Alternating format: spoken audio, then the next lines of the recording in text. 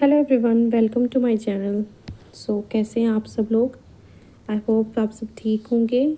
जो भी इस चैनल पे न्यू हैं वो सबसे पहले इस चैनल को सब्सक्राइब कर लें, ठीक है, और बेल आइकन को प्रेस कर लें ताकि वीडियो की नोटिफिकेशन आपको मिलती रहे साथ ही साथ। एंड इस टॉपिक को प्रॉपरली रीड करके आप अपने नोट्स कर सकते हैं और आगे अपने एग्ज़ाम्स के लिए इसको वापस रिवाइज भी कर सकते हैं।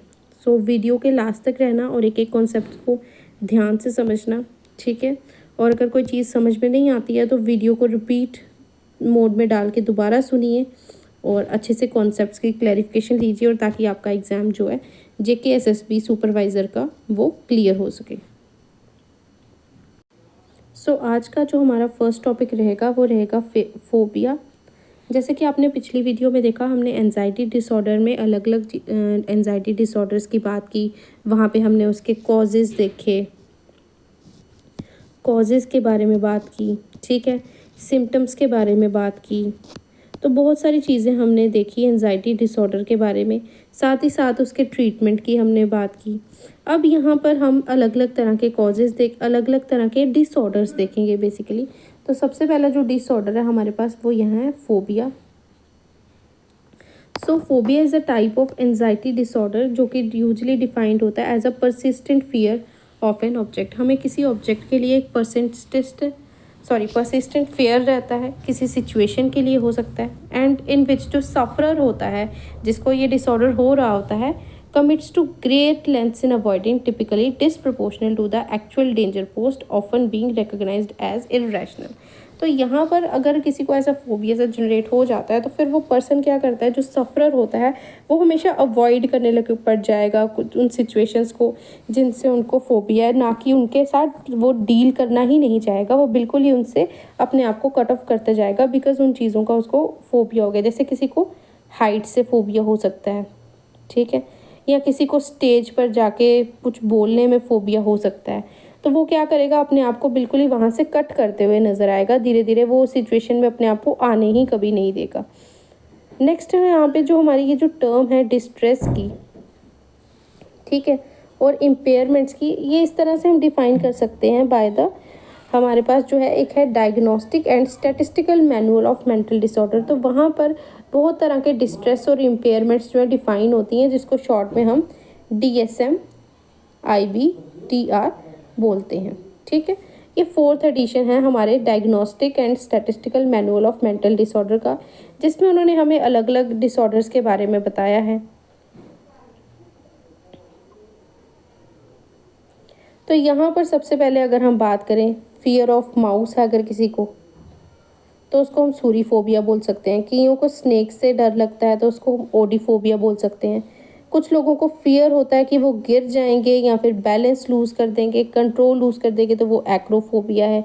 इसी तरह से कुछ लोगों को ये है कि कल्चरल इन्वेजन हो रहा है और उनकी आइडेंटिटी खो रही है, जिसकी वजह से उनको जो है एक तरह का फियर जो है वो जनरेट होना शुरू हो जाता है, फोबिया जनरेट हो जाता है, जिसको हम बोलते हैं जीनोफोबिया,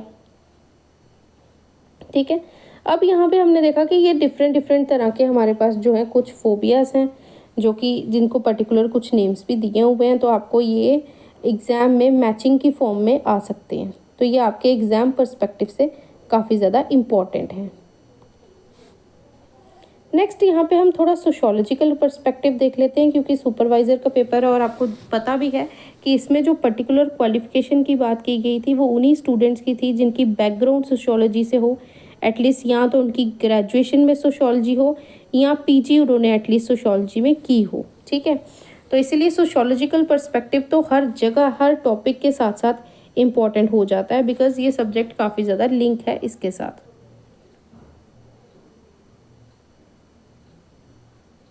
अब यहाँ पे हमारे पास आ जाता है, सबसे पहले अगर हम बात करें सोशोलॉजिकल पर्सपेक्टिव की यहाँ पर, तो ये करता है, लिंक करता है हमारे ईगोसेंट्रिज्म और प्रेजुडाइज के साथ, ठीक है।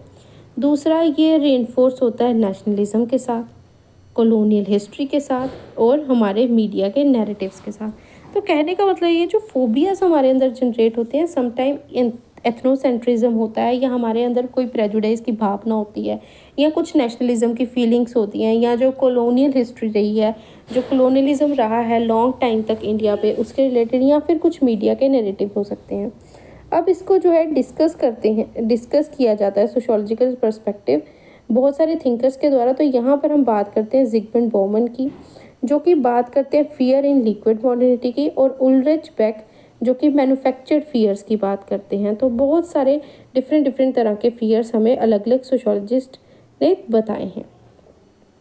नेक्स्ट हमारे पास आ जाता है यहाँ पे OCD, जिसको हम कहते हैं ऑब्सेसिव कंपल्सिव डिसऑर्डर। अब यहाँ पर क्या होता है कि वो लोग जिनको ये ऑब्सेसिव कंपल्सिव डिसऑर्डर है, ठीक है, उनकी जो परसिस्टेंट या फिर जो थॉट्स है वो अपसेट रहती हैं, वो रिचुअल्स को यूज़ करते हैं अपनी एंजाइटी को कंट्रोल करने के लिए। मान लीजिए वो जो है बहुत सारी कोई रिचुअल्स फॉलो करने लग पड़े, ठीक है, कोई भी जिस भी वो रिलीजन से बिलोंग करते हैं, और समटाइम्स तो ये होता है कि वो किसी दूसरे का भी फॉलो करना शुरू कर देते हैं, किसी भी XYZ का, ठीक है, बिना ये जाने कि उसकी कोई रेलेवेंस है या नहीं है, वो उनके लिए ठीक है या गलत है, बस किसी ने बताया और फॉलो किए जा रहे हैं ब्लाइंडली, ठीक है। और यहाँ पर लोग जो है OCD को डील करने के लिए इस तरह का काम भी करते हैं। साथ ही साथ फॉर एग्जांपल हम अगर ये देखें, अगर पीपल जो ऑब्सेस्ड होते हैं, कुछ लोग बहुत सारे जर्म्स और डस्ट के लिए, ठीक है, तो वो क्या करेंगे, बार बार अपने हैंड ही वॉश करते रहेंगे, ठीक है, कि मेरे हाथ अभी गंदे हो गए, ठीक है, ये हो गया वो हो गया। तो कई बार ये इस तरह के भी डिसऑर्डर जो है उनको देखने को हमें मतलब ऑब्जर्व कर सकते हैं कुछ लोगों में, इस तरह के हम डिसऑर्डर्स को। फिर आ जाते हैं हमारी साइकोलॉजिकल एक्सप्लेनेशन की। अगर हम यहाँ पे बात करें तो एक्सप्लेन होता है थ्रू लर्निंग, ठीक है, theory, fear reduction by rituals, ठीक है। अब यहाँ पे जो सिगमंड फ्राइड है वो लिंक करते हैं इसको अनकॉन्शियस कन्फ्लिक्ट के साथ। मॉडर्न साइकोलॉजी इसको एज अ डिसऑर्डर देखती है, और ये एक तरह का न्यूरो साइकोलॉजिकल डिसऑर्डर बनता है। अगर हम यहाँ पे देखेंगे फियर्स कौन कौन से इन्वॉल्व होते हैं, तो जो फियर्स इन्वॉल्व यहाँ पे हो रहे हैं वो है हमारे पास, एक तो लॉस ऑफ कंट्रोल, कि हमारा कंट्रोल खो रहा है, कहीं ना कहीं हमारे अंदर गिल्ट की भावना आ रही है, रिस्पॉन्सिबिलिटीज़ का फियर होता है, अनसर्टेनिटी का फियर होता है, समटाइम्स मोरल फेलियर होते हैं, या फिर किसी तरह का कोई कैटेस्ट्रॉफ हो सकता है। तो बहुत सारे फियर्स जो है इस OCD के दौरान जो है वो इन्वॉल्व हो सकते हैं।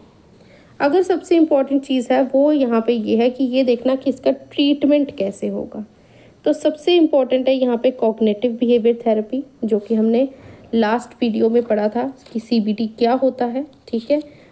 अगर आपने उस वीडियो को नहीं देखा हो तो उसमें आपने जाके देखना है कि ये जो CBT है कैसे यूज़फुल होता है एंजाइटी डिसऑर्डर के साथ डील करने के लिए, और कैसे सक्सेसफुली ये उनको ट्रीट भी करता है, ठीक है। तो ये पिछली वीडियो में है, आपने वहाँ से दोबारा एक बार रिवाइज करना है अगर आपको भूल गया। दूसरा होता है फिर एक्सपोजर एंड रिस्पॉन्स थेरेपी, कि किसी से बात करिए, ठीक है, वो आपको रिस्पॉन्स देगा, या फिर मेडिकेशन जहाँ पर उसको SSRIs दे सकती हैं, जो कि हमारी होती हैं सिलेक्टिव सेरोटोनिन रीअपटेक इनहिबिटर्स होते हैं। ये एक तरह की आपकी एंटी डिप्रेसेंट मेडिसिन होती हैं। तो थ्रू मेडिसिन भी जो है हम इसके साथ डील कर सकते हैं। देन आ जाता है हमारे पास जनरलाइज्ड एंजाइटी डिसऑर्डर। जब हम बात कर रहे हैं जनरलाइज्ड एंजाइटी डिसऑर्डर की, तो यहाँ पर सबसे इम्पॉर्टेंट जो हो जाता है वो ये है कि ये एक तरह की हमारी क्रोनिक एंजाइटी डिसऑर्डर है, जहाँ पर एक्सेसिव या फिर परसिस्टेंट अनकंफर्टेबल वरी रहती है अबाउट एवरीडे मैटर्स की। मतलब अभी आपने कोई एक काम कंप्लीट ही जस्ट किया था मॉर्निंग में, ठीक है, तो आपको ये स्ट्रेस हो जाएगा कि हाय इसको आफ्टरनून में क्या करेंगे, फिर आपको इवनिंग के लिए सोचना पड़ जाएगा। तो एक कंसिस्टेंट रहता है, ठीक है, और एक अनकंफर्टेबल वरी रहती है रोज़मर्रा की ज़िंदगी के लिए, ठीक है। अब ये यहाँ पे ये हो सकता है, ये रिलेट कर सकती है कि हेल्थ के साथ, मनी के साथ, फैमिली, फ्यूचर, इस तरह की चीज़ें यहाँ पे कंसर्न में रहती हैं, ठीक है। Even whether there is little और नो रियल रीज़न, हालांकि हो सकता है बहुत ही छोटा कारण हो इसके बारे में सोचने के लिए, या कोई बहुत बड़ा कारण हो भी नहीं एक्चुअल में, फिर भी एक तरह का जनरलाइज्ड एंजाइटी डिसऑर्डर जो हमारे चारों तरफ जो वो घूमता रहता है। ये एक ऐसी कंडीशन होती है जहाँ पर एक पर्सन जो है वो एक्सपीरियंस करता है कॉन्टीन्यूस फ्री फ्लोटिंग हमारी थॉट्स की, ठीक है, और फ्री फ्लोटिंग एंजाइटी होती है फॉर 6 months और मोर विदाउट अ स्पेसिफिक ऑब्जेक्ट और सिचुएशन। फियर्स भी यहाँ पर काफ़ी ज़्यादा इन्वॉल्व रहते हैं, ठीक है। तो अब यहाँ पर ये जो है एक तरह की ऐसी कंडीशन है जहाँ पर फ्री फ्लोटिंग एंजाइटी 6-6 महीने तक लोगों को एंजाइटी रहती है और लोगों को पता भी नहीं चलता है। तो इसी तरह की एंजाइटी को हम बोलते हैं जनरलाइज्ड डिसऑर्डर। अब यहाँ पे जो ट्रीटमेंट की बात है वो देख लेते हैं।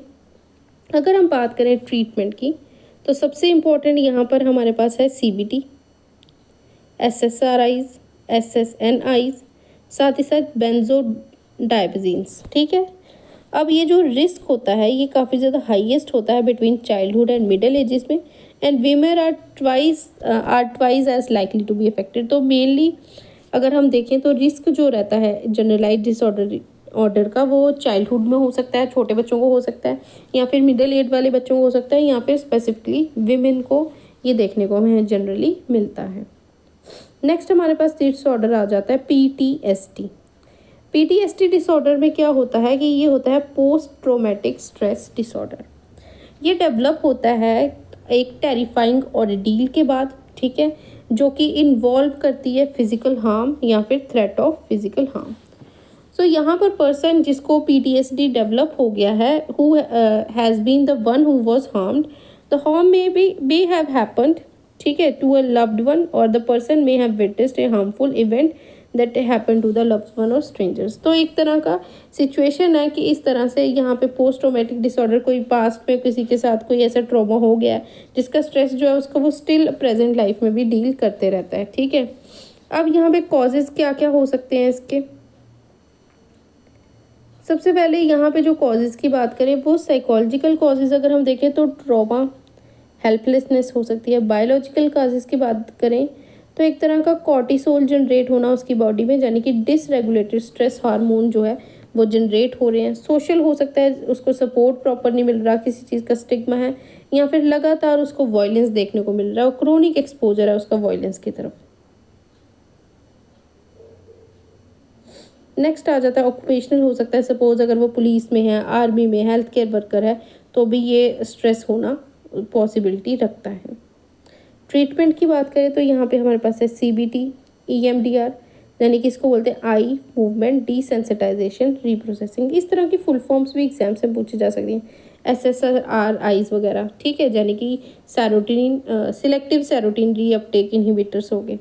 अब अगर हम कंपैरिजन करें यहाँ पर कुछ डिसऑर्डर्स का तो हम यहाँ पे ये देख सकते हैं कि अगर यहाँ पर PTSD और अदर एंजाइटी डिसऑर्डर के अगर कोई डिसऑर्डर है तो नेचर ऑफ फियर होगा। जैसे PTSD है तो पोस्ट ट्रॉमा बेस्ड फियर हो सकता है।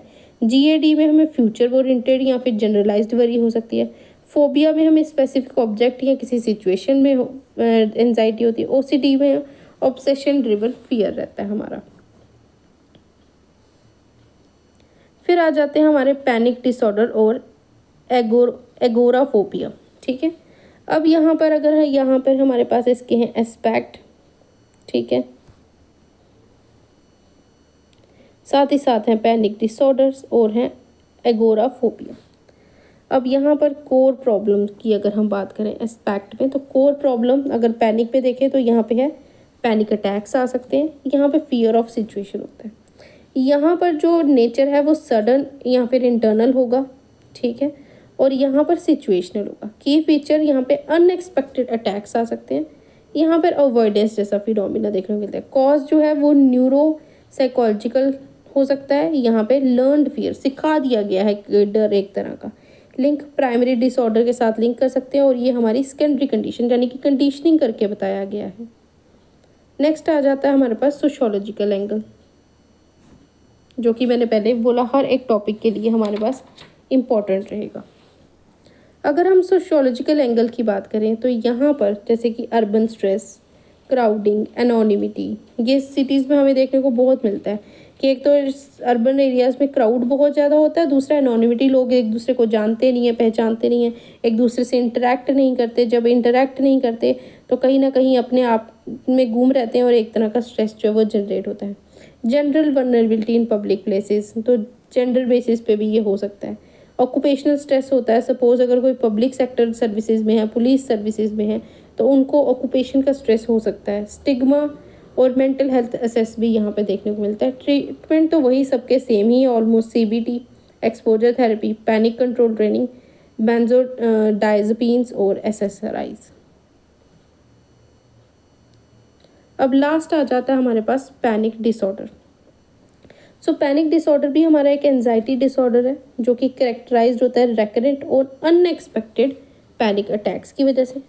परसिस्टेंट फियर होता है यहाँ पर हैविंग अनदर अटैक आने का। सिम्टम्स यहाँ पे अगर हम देखें तो दो तरह के रहते हैं, एक रहते हैं हमारे पास फिजिकल सिम्टम्स, दूसरे रहते हैं हमारे पास साइकोलॉजिकल सिम्टम्स। अगर हम फिजिकल सिम्टम्स की बात करें, डिजीनेस हो सकती है, कंपन हो सकती है, स्वेटिंग या फिर डोसिया, पैल्पिटेशन या फिर चेस्ट पेन होने लग जाएगी, या फिर सांस आना बंद हो जाएगी या शॉर्टनिंग हो जाएगी ब्रीथ की। अगर साइकोलॉजिकल की बात करें तो यहाँ पे मरने का डर हो सकता है, कंट्रोल लूज करने का डर हो सकता है, या फिर फियर हो सकता है अनदर अटैक की, मुझे दूसरा अटैक नहीं आ जाए। तो इस तरह से पैनिक हो जाते हैं वो कुछ सिचुएशन में। नेक्स्ट हमारे पास आ जाता है एगोराफोबिया। एगोराफोबिया हमारे पास जो है वो है fear of being in a situation where escape might be difficult. मतलब आप एक ऐसी सिचुएशन में जहाँ से निकलना मुश्किल है, ठीक है, या फिर आपके लिए जो हेल्प है वो अनअवेलेबल है। तो एक तरह के पैनिक सिम्टम्स यहाँ पे अकर हो सकते हैं, ठीक है। ये डेवलप होता है एंटीसिपेटरी एंजाइटी के थ्रू, ठीक है। अब इसमें जो चीज़ें रहती हैं, एक तो कॉमन फियर सिचुएशंस रहती हैं, दूसरा यहाँ पे फियर्स इन्वॉल्व होते हैं। अगर हम कॉमन फियर सिचुएशन यानी कि crowded places, public transport, standing in Q, being outside alone and close spaces जैसे कि सिनेमा हॉल्स, तो ये कॉमन फियर सिचुएशंस हो गई। इसी तरह अगर जो फियर्स इन्वॉल्व हैं कि पब्लिक में पैनिक हो जाएंगे, कोई हेल्प नहीं मिल रही इसलिए पैनिक हो गए हैं, या एस्केप जो है कहीं से बाहर निकलना उनके लिए मुश्किल हो जाता है, सोचते रहते हैं कि बाकी सब जाएंगे तभी मैं उठ के जाऊँगा, और एक सोशल ह्यूमिलेशन भी वहाँ पे देखने को मिलता है। So that's all for today. Thank you everyone. So ये लास्ट टॉपिक था हमारे यूनिट 2 का। नेक्स्ट वीडियो में हम यूनिट 3 का टॉपिक स्टार्ट करेंगे। तो टोटल हमारे 6 चैप्टर हैं। सभी वीडियोस के साथ बने रहिए और जो भी टॉपिक्स हैं उनको बार बार सुनिए ताकि आपका कॉन्सेप्ट अच्छे से रिवाइज हो, और प्रॉपर नोट्स भी यहाँ से आप क्रिएट कर सकते हैं स्क्रीनशॉट्स लेके। So have a good day everyone.